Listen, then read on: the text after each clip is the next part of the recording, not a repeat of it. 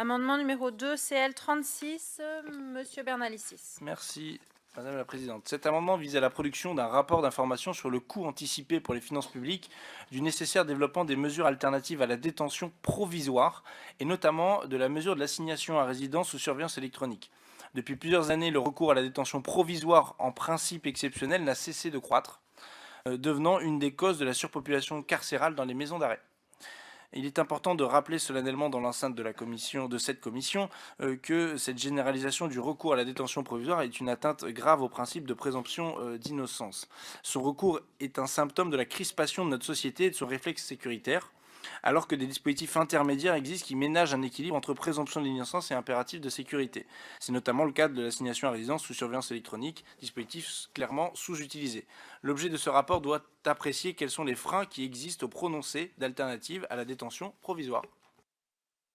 Je vous remercie. Monsieur le rapporteur, quel est votre avis? Bien évidemment défavorable. Je crois là encore que Madame le ministre tout à l'heure a parlé de l'autonomie de la peine et je pense qu'on pourra avancer sur ce dossier très vite dans l'avenir. J'ai une demande de prise de parole de Madame Abadi. Oui, merci Madame la Présidente.